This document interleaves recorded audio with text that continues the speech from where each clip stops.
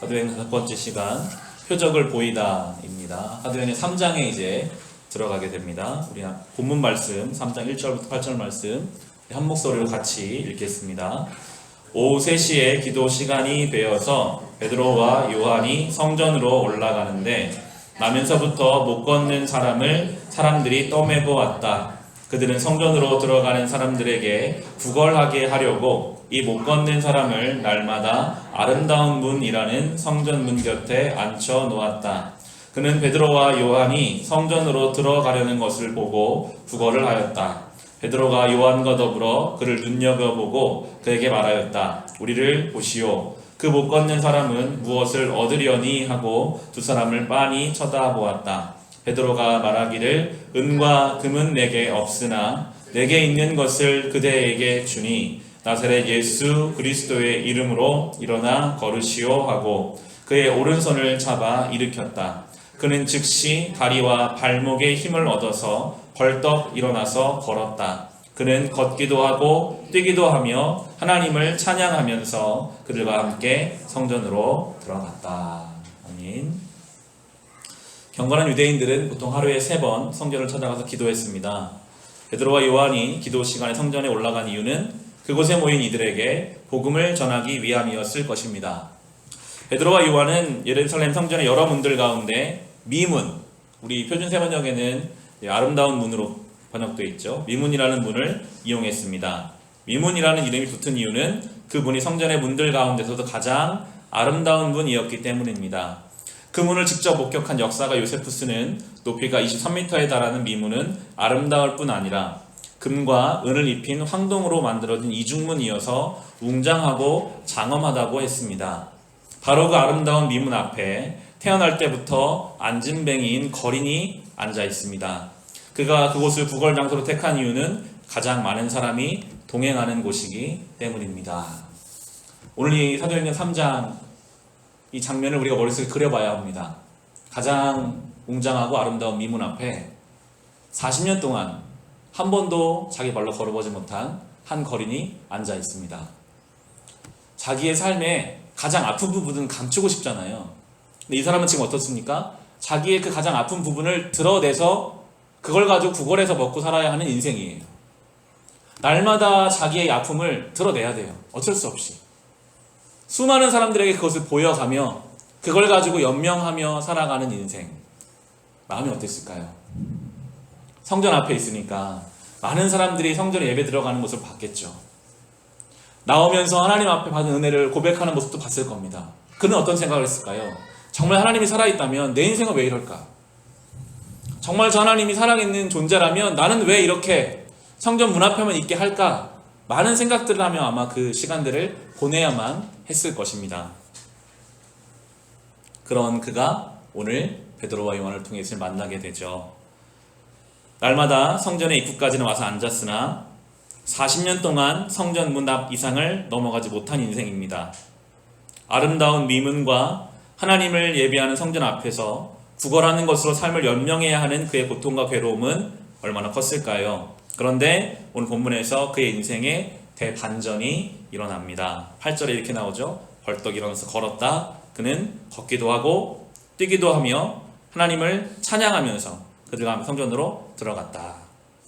40년 동안 단 한 번도 일어서 본 적도 없던 그가 일어나서 걷고 뛰고 하나님을 찬양하며 성전으로 들어갔습니다. 그가 누렸던 감격이 얼마나 컸을까요? 이것이 어떻게 가능할 수 있었습니까? 베드로가 예수 그리스도의 이름으로 그를 치유해 주었기 때문입니다. 정확히 말하면 예수 그리스도께서 베드로를 도구 삼아 당신의 생명과 능력으로 그를 친히 일으켜 세워 주었기 때문입니다.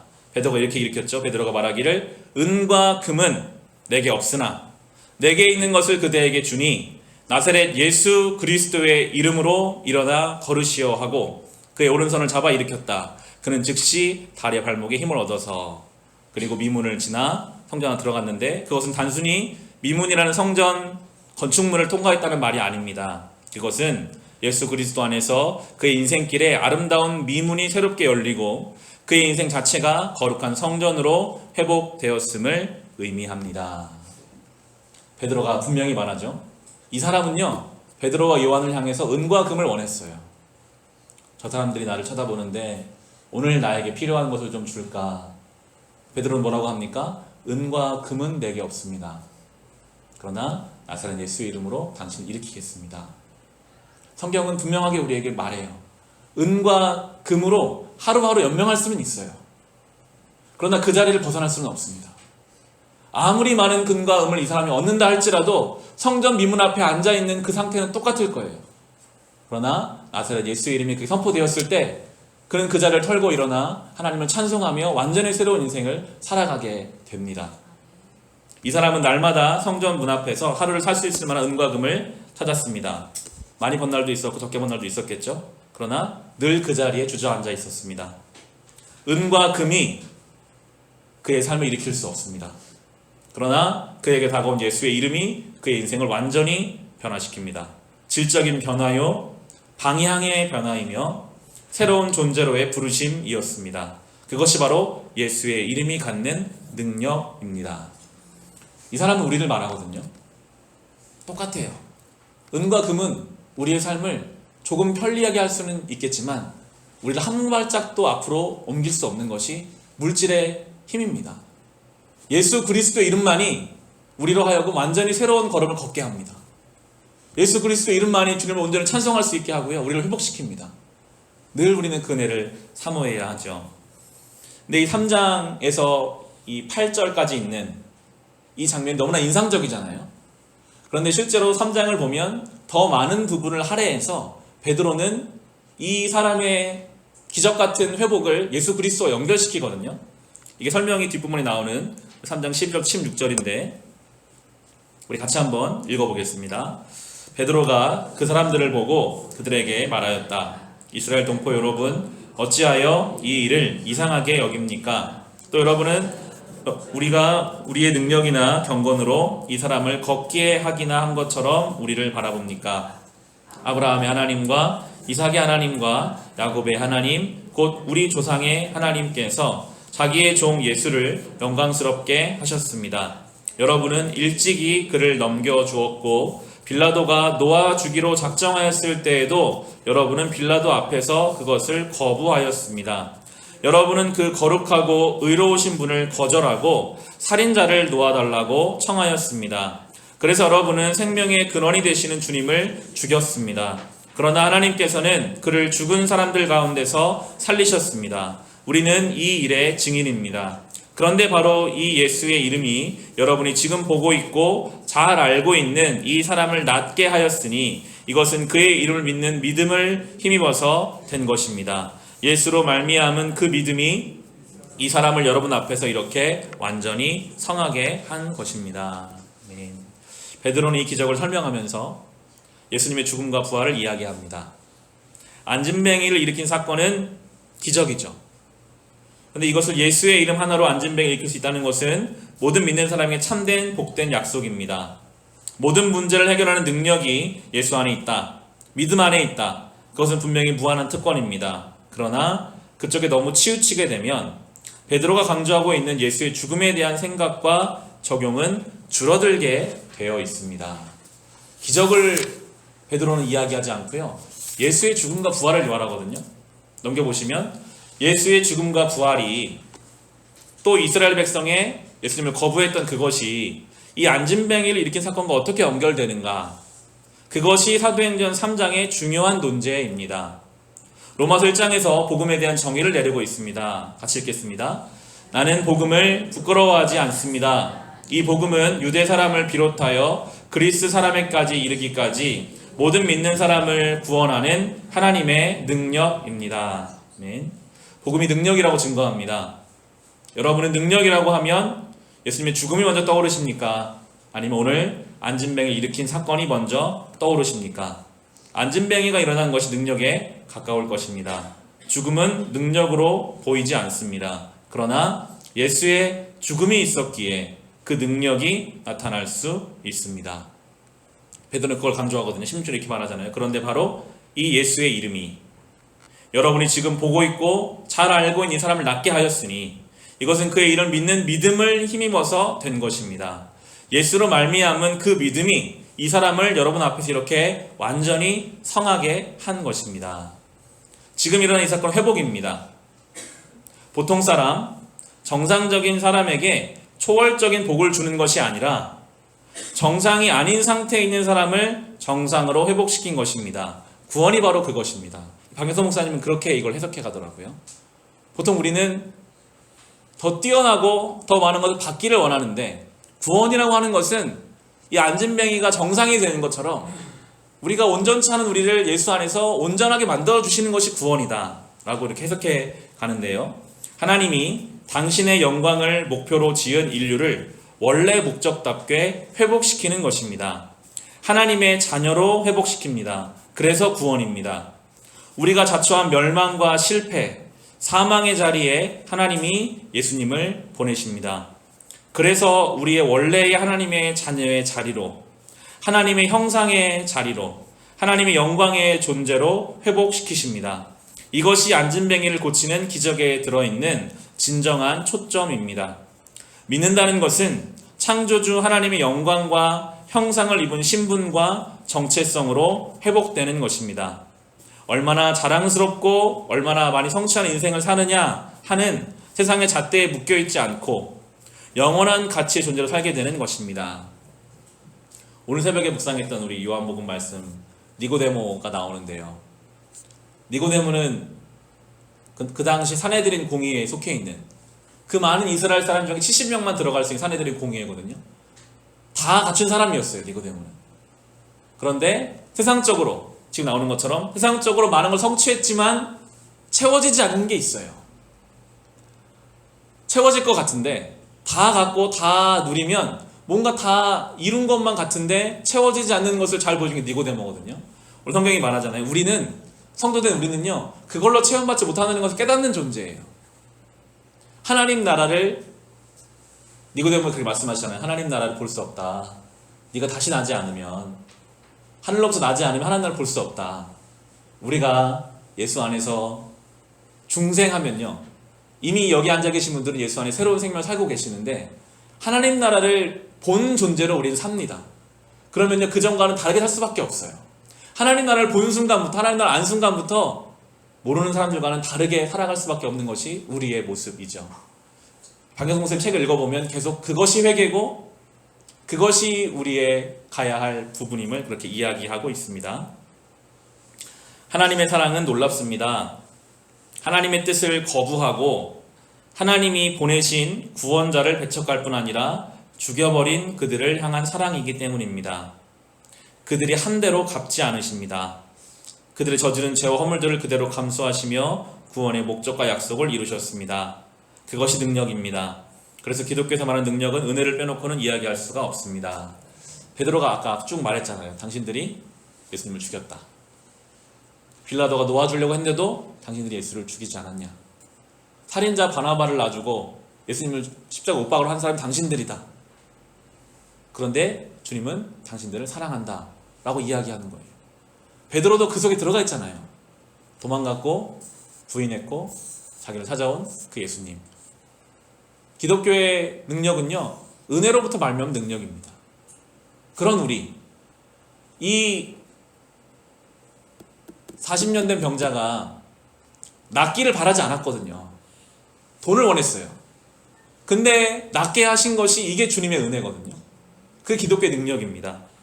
이렇게 나오죠. 오늘 안진뱅이가 일어선 것은 철저히 은혜 가운데 이루어진 일입니다.